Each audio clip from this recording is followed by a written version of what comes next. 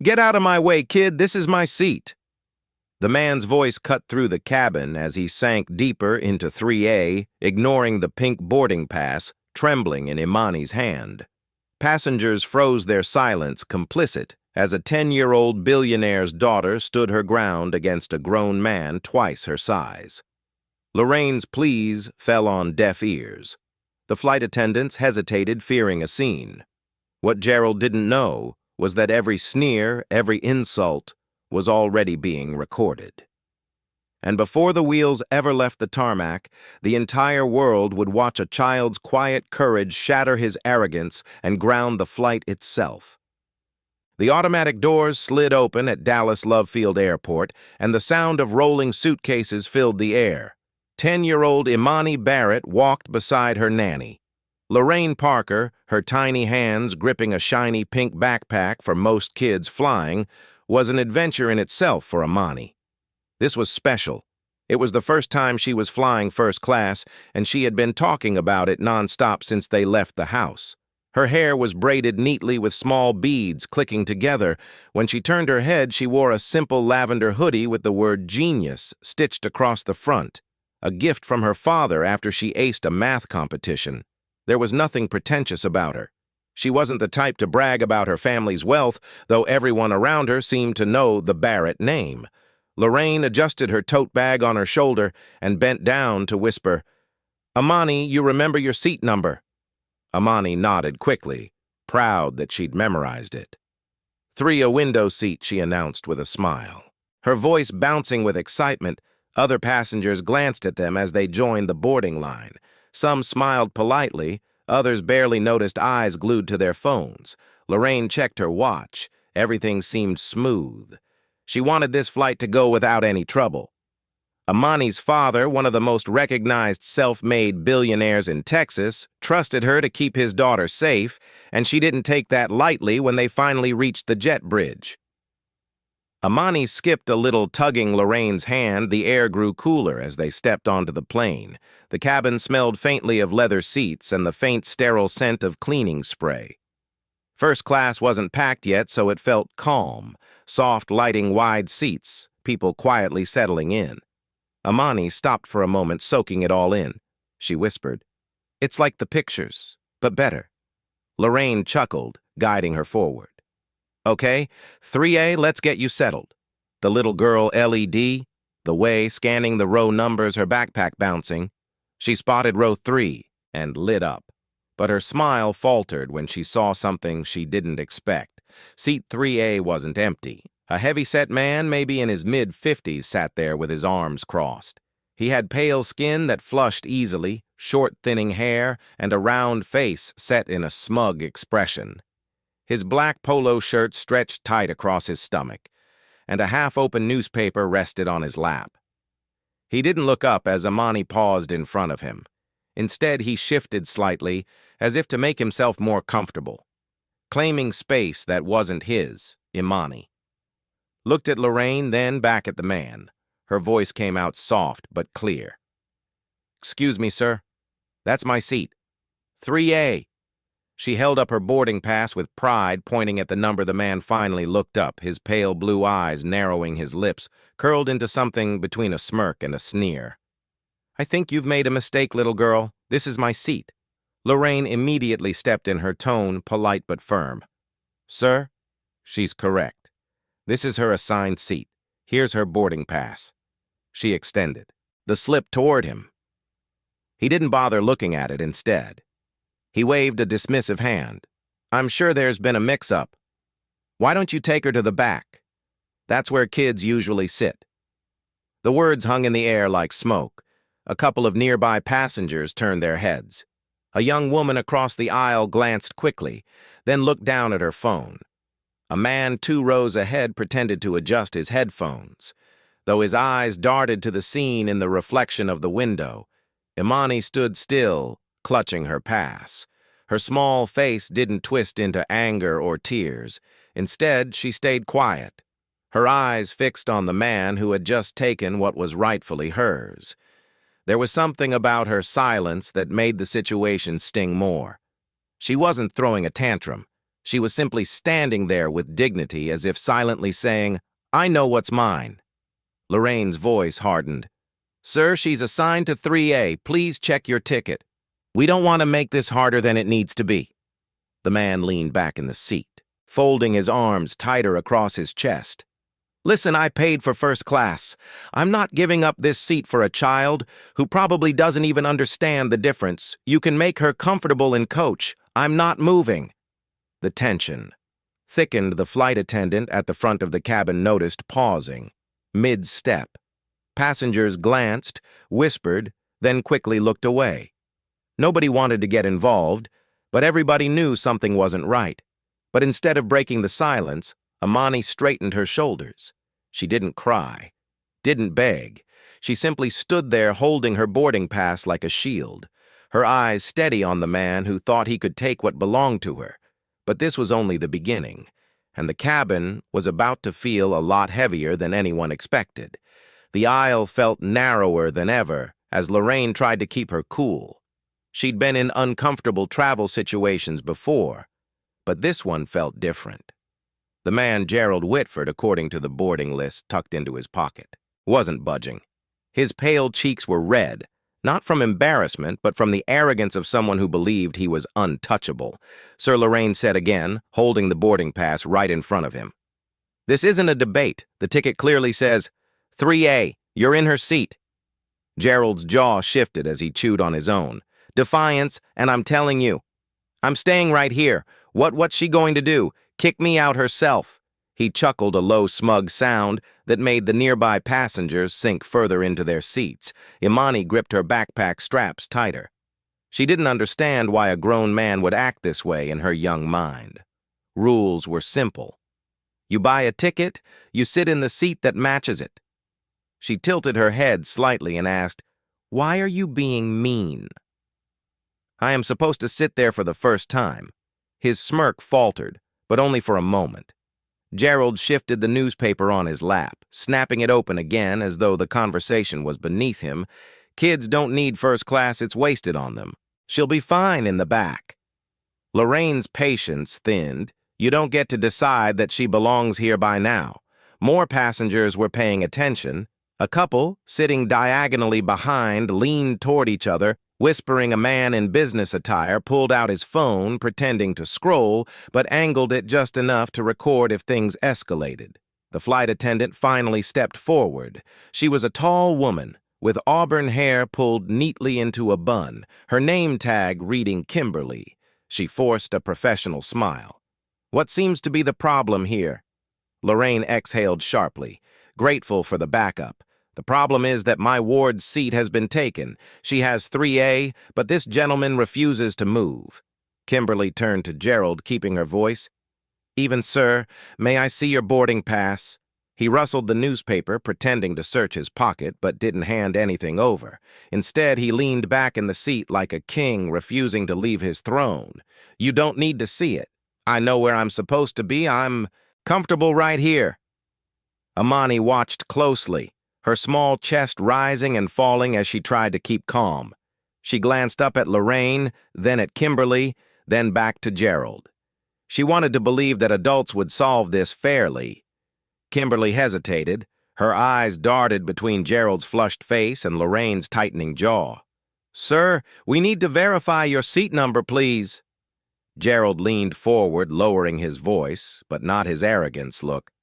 "I don't know how she afforded this ticket for that kid, but I paid good money to sit here. You're really going to throw me out for her?" The word stabbed at Lorraine.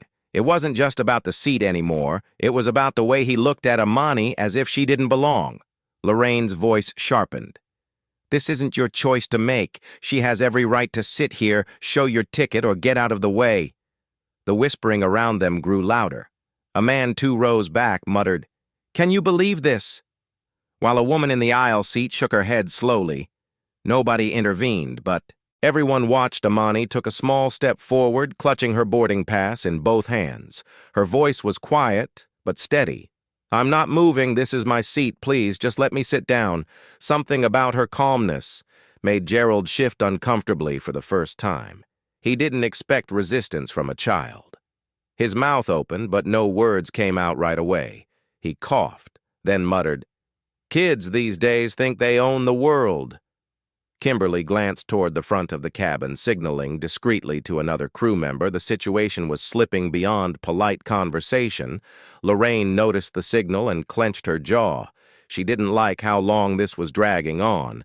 Passengers could feel the energy shift. A college student in a hoodie whispered, "Why don't they just move him already?" Another man muttered, "Because they're scared to cause a scene before takeoff." Lorraine lowered herself slightly to meet Amani's eye level. "You okay, sweetheart?" Amani nodded, though her grip on the backpack straps didn't loosen. She whispered, "Why won't he let me sit? It's my seat." Lorraine brushed a braid from Amani's cheek and gave her a reassuring smile, because sometimes people think rules don't apply to them. "But we're not backing down," the flight attendant cleared her throat. "Trying one last time. Mr. Whitford, I need to see your boarding pass right now." He sighed loudly, throwing his hands in the air as if he were the victim of harassment. "Fine, fine. Let me dig it out."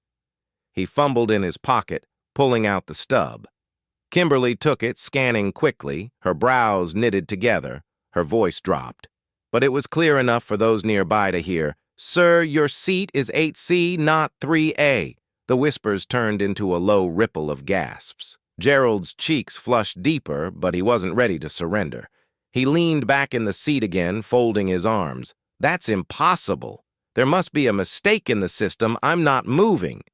The disbelief in the cabin thickened.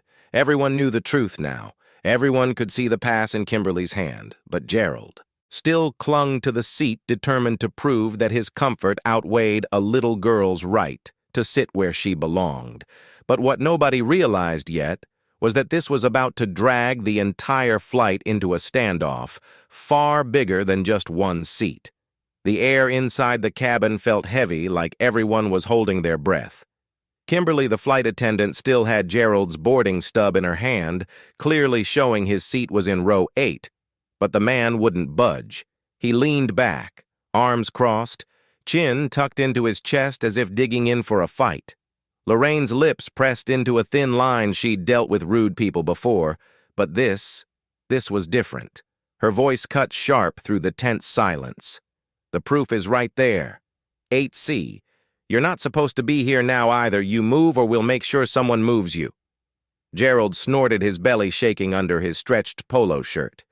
"You sound real tough, lady, but I'm not moving because some spoiled brat thinks she owns the place. First class is in a daycare." Amani's eyes flicked down for a second, then back up at him. She didn't shrink away. She stood in the aisle, still clutching her pass, still waiting for someone to make it right. Another flight attendant, a younger man named Derek, walked over after Kimberly's signal. He had a calm expression, but a firmness in his tone. "Sir, this flight can't leave until you're in your assigned seat. You're delaying everyone here." Gerald turned toward him, voice dripping with sarcasm. "Oh, I'm the problem, not the little princess here who wants to take over first class." He jabbed a thumb toward Amani, who didn't flinch. Lorraine stepped closer, her patience gone. "How dare you talk to a child like that? You're embarrassing yourself." Gerald leaned forward, lowering his voice so it came out more like a hiss. "Lady, you don't scare me. I've been flying longer than this kid's been alive. I'm not going anywhere." The murmurs around them grew louder. A woman in her 40s across the aisle finally spoke up. "Sir, you're in the wrong seat. We all saw the ticket just move." Another man chimed in from row 4. "Yeah, you're holding everybody up." Gerald turned on them too, snapping, "Mind your business. You don't know the whole story." Kimberly exchanged a look with Derek. She didn't want this to get worse, but it already had. Lorraine noticed the hesitation and called it out. "Why are you letting him do this? You see what's happening, but you're standing there, letting a 10-year-old get humiliated." The word struck deeper than anyone expected. A few passengers nodded. The tension was no longer just between Gerald and Imani. It was about whether the crew had the courage to handle it. Imani, still quiet, finally spoke again. "I don't want to fight. I just want to sit in my seat so we can go." Her voice was soft, but the honesty in it sliced through the chaos. Derek crouched slightly, so his voice met her height. "You will sit here, sweetheart, don't worry." He stood tall again, turning to Gerald. Sir, last chance. Get up. Gerald's face twisted into something ugly. He raised his voice, not quite yelling, but loud enough for the whole cabin to hear. This is ridiculous. She doesn't even belong here. You think her family actually bought this ticket?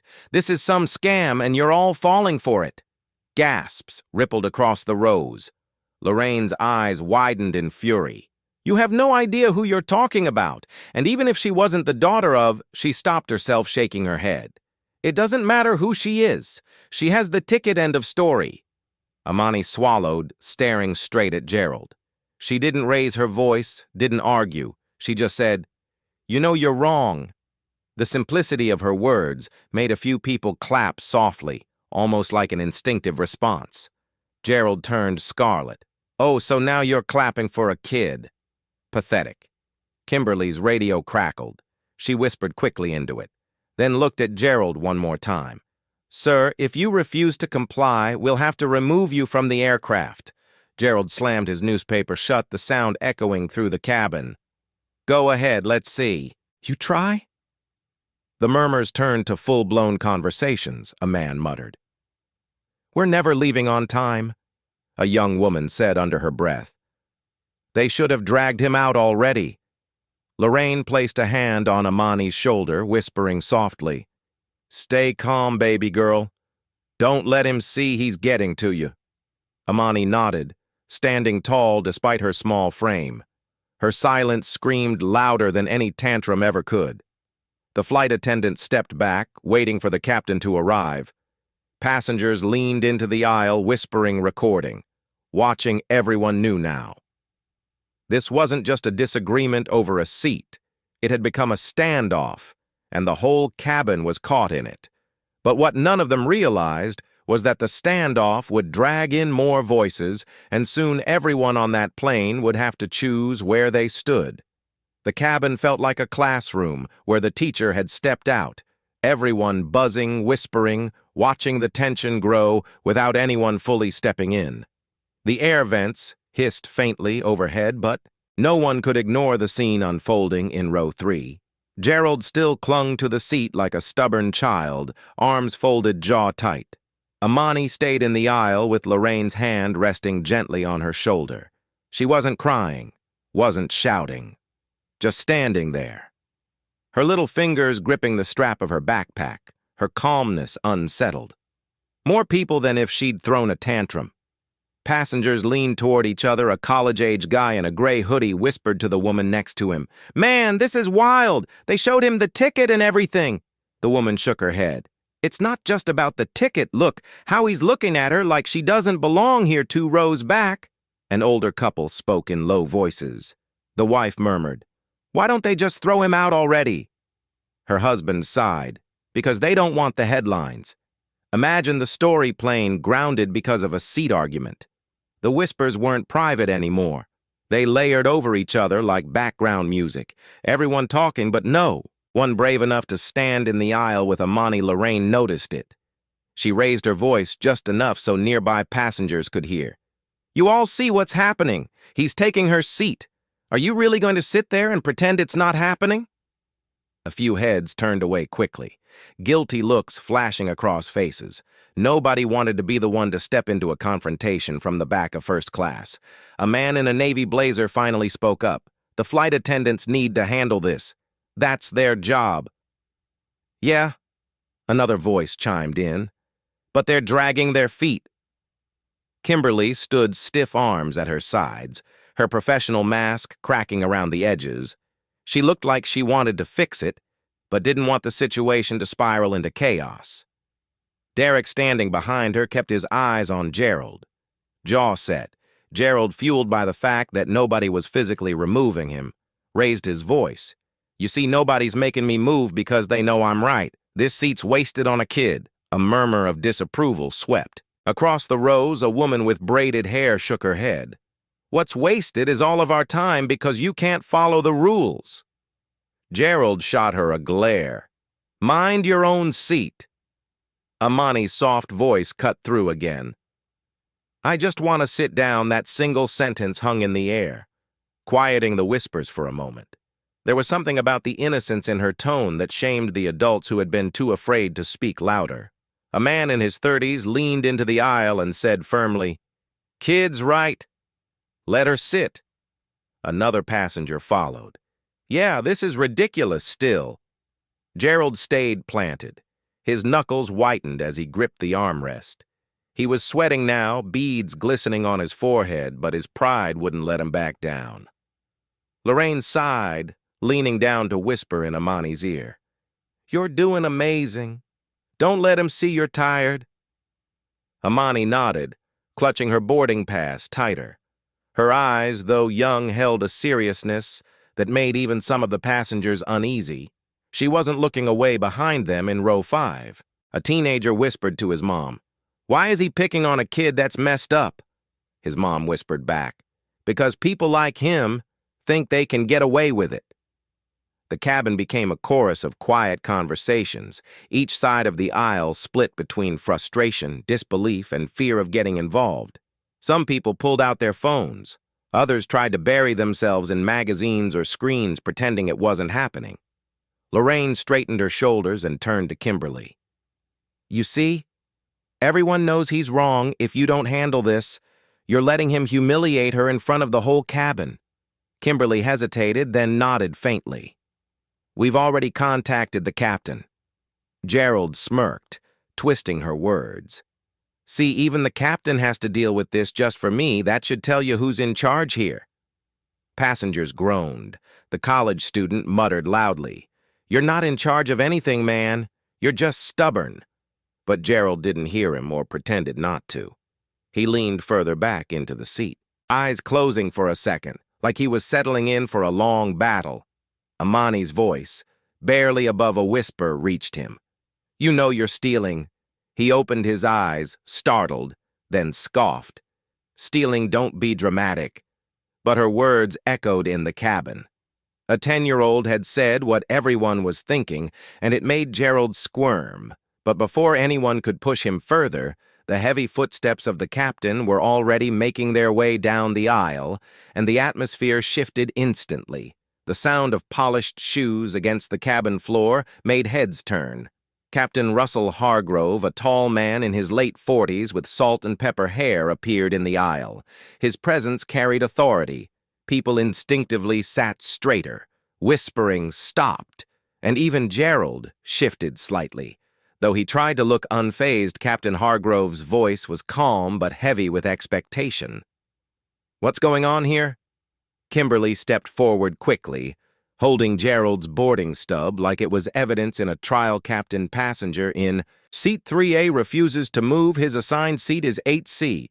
This little girl's seat has been taken. The captain looked at Gerald, then down at Amani. His brow furrowed when he saw her boarding pass gripped tightly in her hands. "Sir, is this true?" Gerald didn't flinch. "No mistake here, Captain. I paid for this ticket. First class is mine." Captain Hargrove extended his hand. "Let me see your ticket." Reluctantly, Gerald handed it over again. The captain studied it for all of 2 seconds before lifting his eyes. 8C, this isn't your seat. You know that?" Gerald puffed out his chest. "The system's wrong. I'm not moving for some kid who doesn't even belong here." The captain's jaw tightened, but his voice stayed. "Even, sir, this plane does not leave the ground until everyone is seated where they're assigned. If you refuse to comply, you'll be escorted off." Gasps fluttered through the cabin. Passengers looked from the captain to Gerald, sensing this was the breaking point. Gerald laughed, dryly shaking his head. "You think I'm scared of being escorted off? I've flown more miles than you've piloted, Captain. You're not tossing me out because of her." He pointed at Amani with a jab of his finger. Amani didn't flinch. She just stared at his hand, then back at his face, her small voice, steady. "That's my seat. I'm not leaving the cabin." Went quiet. Her calm, unshaken tone made Gerald look smaller, even though he filled the seat. Lorraine placed a hand on her shoulder proudly. "She's right, Captain. She shouldn't have to beg for what she already paid for." The captain nodded slowly, agreeing. But he didn't move Gerald right away. Instead, he pulled Kimberly and Derek to the side, their hushed voices carrying just enough to be overheard by the rows nearby. Kimberly whispered, If we drag him out, someone's going to film it. That video hits the internet, and suddenly we're the ones in trouble. Derek shook his head. If we don't, people are going to say we let a grown man bully a child. The captain rubbed his forehead either way. We risk bad press, we're stuck passengers. Started whispering again, catching pieces of the conversation. A man in row 4 muttered loudly, "They care more about headlines than doing the right thing." A woman behind him added, exactly what kind of example is this for the kid? Lorraine overheard and raised her voice just enough to carry you. Hear that, Captain? Everyone sees it. What message are you sending her, that grown men can steal from children and face no consequences? The captain glanced at Amani, who was still standing there quietly, her hands never letting go of her pass. Her face wasn't angry, but it carried the weight of someone much older. He lowered his voice, but everyone could feel the shift. We can't let this continue. Gerald barked a laugh as if mocking the decision. Oh, come on, you're really going to throw me off for a 10-year-old. She'll forget about this by the time she lands.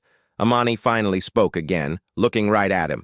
I'll remember, because you tried to make me feel small. But I'm not. The words landed harder than any adult could, have thrown at him. A ripple of murmurs spread. Someone whispered, "Wow."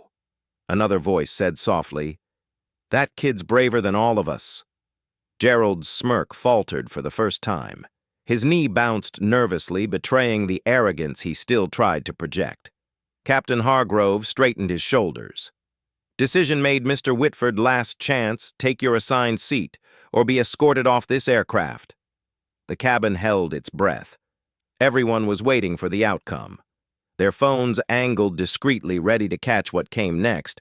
Gerald leaned back, his voice louder now, desperate to regain control. You wouldn't dare. You need me out of the way. Then go ahead, shut this whole plane down. The captain's silence said everything.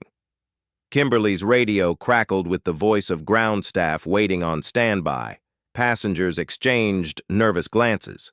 Some were annoyed at the delay, others furious at the injustice. But all of them knew this wasn't just about one seat anymore. But just when it seemed the crew might finally act, Amani herself took a small step forward, shifting the balance of the moment in a way no one expected. The entire cabin felt like it had gone. Still, phones were half raised. Passengers leaned into the aisle, and the captain's words still lingered in the air. But then Amani stepped forward. Her lavender hoodie seemed almost too big for her tiny frame, but her voice carried a strength that didn't match her size. She held her boarding pass close to her chest and looked straight at Gerald. You're wrong, and everyone here knows it. My seat says 3A, not 8C. You're sitting in the wrong place, and you don't care because you think I can't do anything about it, but I can. I can stand here and I won't leave. The words came out clear, steady and somehow heavier than if an adult had shouted them. A murmur rippled through the cabin. People shifted in their seats, surprised that a 10-year-old had found the courage most of them hadn't. Gerald forced a laugh, but it came out hollow. Look at her trying to lecture me like she's a grown-up, sweetheart. You're just a kid. Kids don't make the rules. Amani didn't blink. She tilted her head slightly, but grown UPS are supposed to follow them. That landed, several passengers clapped softly, the sound quickly building until it filled the front rows. Gerald's face flushed crimson. He turned sharply toward the captain. You're really going to let a child tell you how to run your plane? Captain Hargrove raised an eyebrow, but didn't answer. He didn't need to. The silence told Gerald everything. Lorraine's voice trembled with pride as she crouched beside Amani's sweetheart. You don't have to say more, but Amani shook her head. She wasn't done. When I grow up, I don't want people to treat me different because I'm smaller, or because I'm a kid, or because I look different. I want people to treat me the way they'd want to be treated. That's all her words. Simple but piercing, hung in the air. No one moved. Even the passengers who had been pretending to scroll through their phones looked up, now ashamed of their silence. From the middle rows, a voice finally called out. She's right, another added. Yeah, man, get out of her seat already. Gerald shifted in his chair, gripping the armrests tightly. He tried to regain control. You people don't get it. I'm not the bad guy here. I'm just asking for some respect. Derek. The younger flight attendant spoke for the first time, with real firmness, respect. Goes both ways, sir. Right now, you're not giving any. Kimberly crossed her arms, nodding slightly. She's shown more respect in the last 10 minutes than you have this whole flight. Gerald's mouth opened, but no comeback came. He was trapped not just by the crew or the captain, but by the truth of what a little girl had said. Amani clutched her backpack strap, turning slightly toward Lorraine. I don't care if we're late, I'm not giving up my seat. Lorraine squeezed her shoulder, whispering, and you won't, I promise. The cabin filled with whispers again, but they were different now. Passengers weren't just gossiping, they were voicing their support out loud, kids braver than all of us. She shouldn't have to fight like this. This is embarrassing for the airline. And for him. Gerald huffed, tugging at his shirt collar. He looked at the captain, then at the crew, then back at the passengers who were now clearly against him. His bluster wasn't enough anymore, but his pride still held him glued to the seat. Captain Hargrove finally broke the silence. Mr. Whitford, this young lady has shown more maturity than you. If you don't move to 8C, I will call security to escort you off. That is not negotiable. Gerald glared at him. You'd really ruin this flight for everybody over one seat before the captain could respond. Amani spoke again, her tone sharper now. No, you're ruining it, not me, not them you. The cabin erupted in claps and murmurs of agreement for a moment. Gerald looked cornered, his arrogance deflating under the weight of a child's words and the eyes of an entire plane, but instead of standing, he tightened his grip on the armrests. His knuckles white. His pride refused to let go, but the crew knew stalling any longer would put the entire flight at risk, and the decision about what to do next was no longer a question. It was a demand. The pressure inside the cabin was almost physical. Now passengers leaned into the aisle, waiting to see if the captain would follow through. Gerald sat stubbornly in 3A, but the cracks in his confidence were visible. Sweat trickled down his temple, and his breathing grew heavier. Captain Hargrove spoke into his radio, his voice low but firm. We need ground security at gate B14, passenger refusing to comply. The cabin erupted in whispers. People craned their necks, some excited, others anxious. A man near the back muttered about time. Gerald barked out a laugh, though it sounded shaky.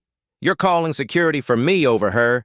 He jabbed his finger again toward Amani, who stood still, her boarding pass pressed to her chest.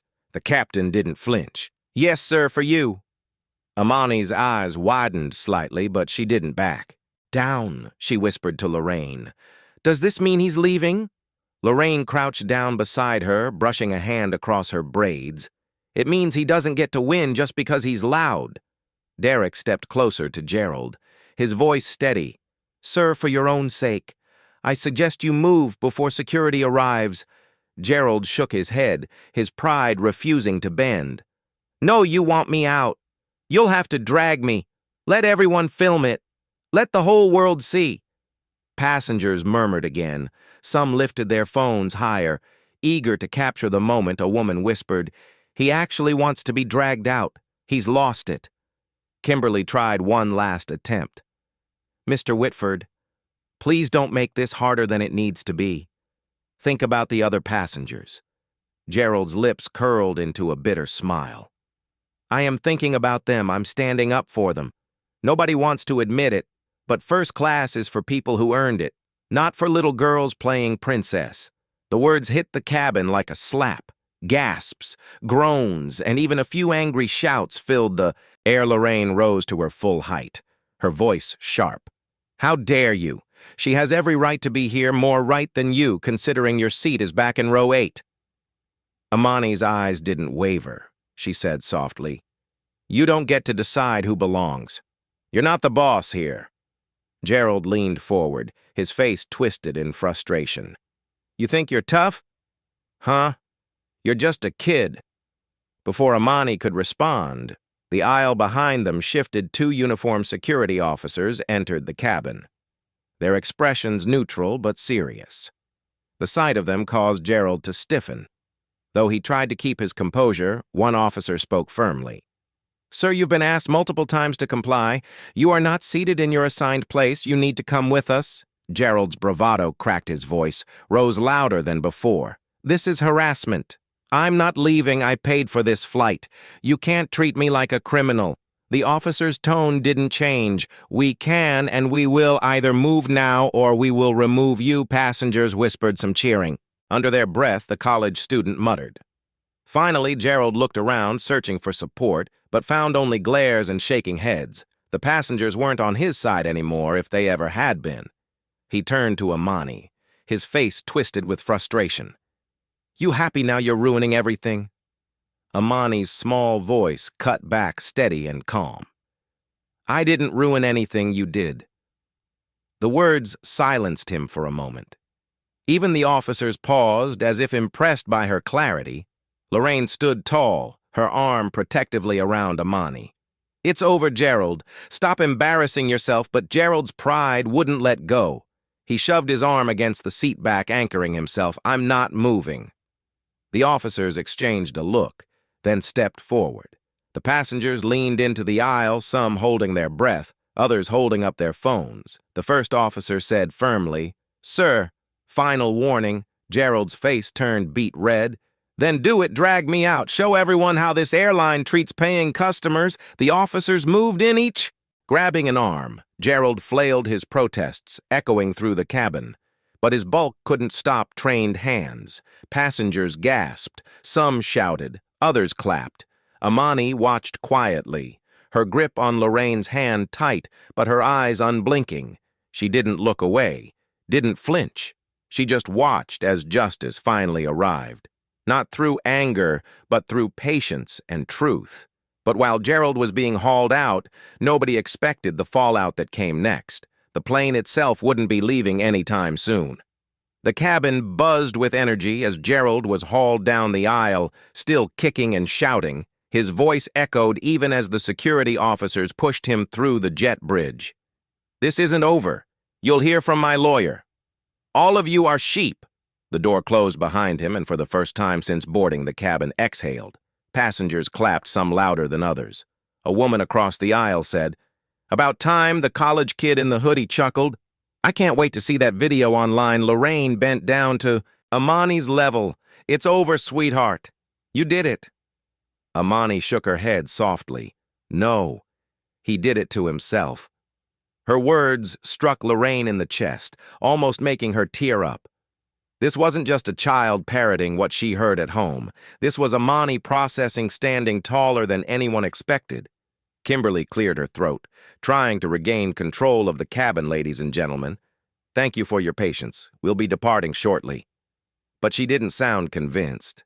Derek walked back up the aisle, muttering to her quietly, Ops just called. They're grounding us until they review the situation. Kimberly's face fell. You're serious? He nodded. Policy, they don't want to risk taking off until they file a report. The announcement hadn't been made yet, but words spread quickly. A man groaned loudly. You mean after all that, we're not even leaving? Another passenger muttered figures. Always the innocent ones who pay the price. Amani overheard and tugged on Lorraine's sleeve. Are people mad at me now? Lorraine crouched, looking her in the eyes. No, honey, they're mad at him. You just wanted your seat, but before Lorraine could say more, the captain returned to the cabin, his voice carrying authority. Ladies and gentlemen, I regret to inform you, this flight is being delayed for the time being for safety and documentation purposes. We cannot depart until ground security clears us. I understand your frustration, but this is out of my hands. Groans filled the cabin. Some passengers cursed under their breath. Others sighed heavily, pulling out phones to rebook connections. The unity they had felt moments earlier quickly fractured into self-interest. A man in business attire muttered loudly, all this because of one spoiled kid in first class. The words cut sharp. Lorraine spun around. Excuse me, she had every right to that seat. The man shrugged, unfazed, maybe, but now the rest of us are paying the price. Could have let it go. Amani heard it too. She turned in her seat, her voice soft but piercing. So you think it's okay for him to steal? Because it's easier for everyone else. The man's lips parted, but no words came out. Other passengers looked at him with disapproval until he shifted uncomfortably and faced forward. That's when a woman sitting near the front spoke up, her tone thoughtful. "Do you all even know who she is?" Heads turned. Lorraine stiffened. She didn't want attention drawn to Amani's family, but the woman continued. "That's Amani Barrett. Her dad is Darnell Barrett, the billionaire who built Barrett Tech. He's donated millions to schools and hospitals across Texas. That's his daughter." The reaction was instant. Whispers raced through the cabin. "Wait, really? Barrett Tech? I saw him on Forbes." Gerald's earlier words, "She doesn't belong here," sounded even more absurd. Now Amani shifted in her seat, uncomfortable with the sudden recognition. She whispered to Lorraine, "I didn't want them to know." Lorraine rubbed her shoulder gently. "It doesn't matter if they know you earned respect long before they learned your last name." Still, the mood in the cabin shifted again. Some passengers who had been indifferent or annoyed now looked at Amani with admiration or guilt for not standing up sooner. The college student broke the silence with a grin. "So a billionaire's kid had to teach us all what fairness looks like." "That's something a woman across the aisle added. Doesn't matter whose kid she is. She was right from the start. That man was wrong." Amani looked down at her backpack. "I don't want them to treat me different just because of who my dad is." Lorraine smiled softly, "And that's exactly why you're special, sweetheart." Meanwhile, Derek whispered to Kimberly, "Ground ops still won't clear us. They say the altercation has to be fully logged before we leave." Kimberly sighed, glancing at Amani. One man's pride just cost a whole plane full of people hours of their lives. But as the minutes ticked by and frustration spread, the story of what had just happened began to grow larger than the delay itself, and soon passengers realized they had all been part of something they'd never forget. The announcement hit like turbulence. No one was ready for the flight, was officially grounded until further notice. The captain's voice echoed through the speakers. "We appreciate your patience, but safety and protocol require us to remain at the gate while we finalize documentation with airport security." The groans came instantly. A man in a suit slammed his laptop shut. "Unbelievable. I've got a meeting in Phoenix. I'm missing because of this circus."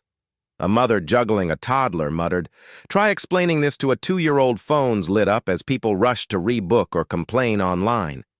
A chorus of sighs, curses, and mutters filled the cabin. The sense of unity that briefly stood behind Amani was splintering into irritation. Lorraine pulled Amani close, her arm wrapped protectively around the girl's shoulders. She whispered, "Don't let them get to you. This isn't your fault." But Amani had already noticed the sideways glances, passengers tapping away at phones, whispering, some even throwing quick looks her way like she was the cause. Her little hands twisted the strap of her backpack. "They're mad at me now, come," she said quietly. Lorraine tilted her chin so their eyes met. "No, baby. They're mad because they got inconvenienced. But you didn't cause this, Gerald did. Don't you carry his mistake still." The murmur of frustration continued around them. A man in row 5 leaned into the aisle, his voice sharp. "She should have just sat somewhere else. We'd be in the air by now." Another passenger shot back instantly. "Oh, so it's her job to move when a grown man steals her seat. That's what you're saying." The first man shrugged. "I'm saying I care more about getting home than teaching a kid a life lesson." Amani turned in her seat, her small voice cutting through the argument. "It's not a lesson, it's what's fair. If I moved, then he would have won. And then next time, he'd do it again to someone else." Silence followed. Even those frustrated had to acknowledge the truth in her words. Lorraine squeezed her hand proudly. Kimberly made her way down the aisle, trying to soothe passengers. "We understand your frustration. Please know we're doing everything possible to resolve this quickly," a man muttered. "Talk faster." Others, though, started to speak louder in defense of Amani. The college kid near row 6 raised his voice so everyone could hear. "This little girl had more guts than all of us. If she can stand up for what's right, we can wait an hour." A few passengers clapped. Not everyone joined in, but the atmosphere softened slightly. The tension began shifting from frustration at Amani to frustration at Gerald, even though he was already gone. Lorraine leaned back in her seat, exhaling slowly. "See, sweetheart, the truth always comes out, even if people fight it at first." Imani nodded, but her brows furrowed. "Why do people get mad at the wrong person?" First, Lorraine thought about it, then answered gently, because blaming someone is easier than facing the truth, but the truth always wins if you stand tall. Meanwhile, Derek whispered with Kimberly near the galley. "Ops says this delay could be over 2 hours. They've got to file an official report because security had to step in." Kimberly shook her head. All this over. One man's ego. Passengers overheard groaning again. 2 hours! Are you kidding me? Imani caught the complaints, her small shoulders sinking. Lorraine leaned close again. "Don't you feel guilty? You showed courage. That's something these people will remember long after they forget the delay." From the back of first class, a woman stood and spoke loudly, addressing the cabin. "We shouldn't be blaming this little girl for the delay. We should be asking why it took so long for the airline to act. She was right from the start." The reaction was mixed. Some nodded. Others rolled their eyes, but the conversation had shifted. It wasn't just about Gerald anymore. It was about fairness, about courage, and about how easy it is for people to stay silent until someone else stands up. Imani listened quietly, her gaze fixed on the window she'd finally claimed. Outside, the sun hit the tarmac, bouncing heat waves into the air. She whispered almost to herself, "I just wanted to sit and look outside." Lorraine hugged her gently. "And you will. Don't let anyone steal that joy from you."